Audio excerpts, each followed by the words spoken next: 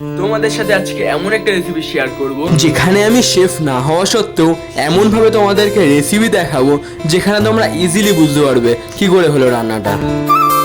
তুমি যখন বাড়িতে একা একা থাকো তখন কি তোমার ইচ্ছা করে একা একা কিছু করে খাই যাতে নিজের ক্রেভিংটা মেটে, আর একটু মিষ্টি মিষ্টি চটপটা কিছু খাওয়াও যায়। এটা চটপটা না, কিন্তু এটা একটু মিষ্টি মিষ্টি রেসিপি। যখন তোমার খেতে ইচ্ছা হবে মিষ্টি কিছু, তখন এটা নিশ্চয়ই ট্রাই করো। প্রথমেই নিয়ে নিয়েছি দুটি তাল, এবং তাল দুটি খুবই পাকা এবং তার থেকে খুব সুন্দর গন্ধ বেরোচ্ছিল। তারপরেই মা নিয়ে নিয়েছে দুটো পাত্র এবং তালটিকে ভালো করে তালটাকে ছাড়বে বলে নিয়ে নিয়েছে। এরপরে আসে তাল ছাকার পালা। আর এই তালটা প্রথমে মা একটু ছাকার পরে অবশ্য পুরোটা আমি ছেঁকেছিলাম। দেখতে পাচ্ছ এমনভাবে তাল কিন্তু আমি ছেঁকে নিয়েছি। আর হ্যাঁ বন্ধুরা, যেটা বলবো, আমি কিন্তু এমন ভিডিও পোস্ট করি না, বাট ভাবলাম তোমাদের সুবিধার্থে বা তোমাদের দিলে তোমরা যদি খুশি হও তাহলে এরম ভিডিও আবার আমি আনার চেষ্টা করব।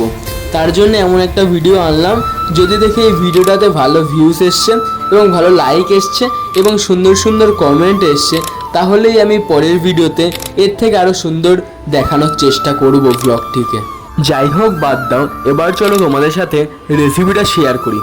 প্রথমে লেগেছে তালের পাল্প, তারপরে লেগেছে নারকেলের কুড়ি, মানে যেটা নারকেলের গুঁড়ো করে রেখেছিলাম ওটা, তারপরে সুজি, ময়দা, গুঁড়ো দুধ এবং বাতাসা, আর অল্প করে নুন।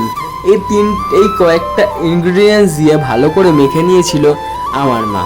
সুন্দর করে মাখতে হবে যাতে কোনো লাম্পস না থাকে, এটা অবশ্যই দেখতে হবে। আর এমন করে মাখলেই রেডি হয়ে যাবে আমাদের তালের বড়ার জন্য আসল মাখার জিনিস। কি কি দিয়ে মাখা হলো এবং কি কি দিয়ে মাখানো হলো সেটা তো পুরোই দেখালাম। এবার চলো দেখানো যাক কেমন করে ভাজা হবে। তারপরে ওটিকে ভাজার জন্য মা কড়াইতে তেল বসিয়ে দিয়েছিল এবং এটিকে সুন্দর করে এক এক করে এমনভাবে ভাজতে হবে, লাল লাল করে। এমন করেই ব্যাচ ওয়াইজ ভেজে নিয়েছে আমার মা। আর এমন করে সুন্দর করে লাল লাল করে ভেজে আমাকে প্লেটে করে দিয়েছে সার্ভ, যাতে আমি তোমাদের সাথে শেয়ার করতে পারি। তোমরা ভেবো না যে এটা বানানোর পেছনে আমার অবদান নেই। আমার অবদান এটাই যে মানে যখন তাল ছেঁকেছিল তখন আমি তালটা ছেঁকে দিয়েছিলাম পুরোটা। মা প্রথমে একটু ছাকার পরে আমি পুরোটাই ছেঁকে দিয়েছিলাম তালটা, এটাই আমার অবদান। এরপরে চলো এনেছি তালের বড়াটা দেখাই। এই যে লাস্টের তালের বড়াটা এমন হয়েছে। আর মা তোমাদের এটাই বলতে বললো যে এই খাবারটা নাকি বাসি করে খেলে আরো বেশি সুন্দর লাগে। ধরো যেদিনকে করলে তারপরের দিন যখন তুমি কৌটো থেকে খুলে খাবে তখন দেখবে আরো বেশি টেস্টটা বেড়ে যাবে। তাই জন্য তোমাদের প্রতি আমার এই সাজেশনই রইলো। আর আমি চেখে বলছি তোমাদের যে টেস্টটা কেমন হয়েছে। এখন এটা পুরোই গরম, তাই জন্য তাই অবস্থায় আমি তোমাদের টেস্ট করে দেখাচ্ছি কেমন হয়েছে।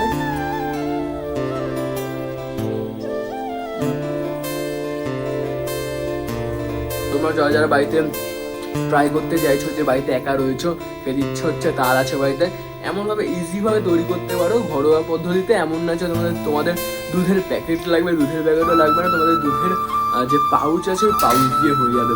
একদম ইজি রেসিপি, তোমাদের নিশ্চয়ই করতে কোনো অসুবিধা হবে না। আর ভিডিওটা ভালো লাগলে একটা লাইক করে দিও, কমেন্ট করে দিও, আর এমনভাবে পাশে থেকো। চলো টাটা।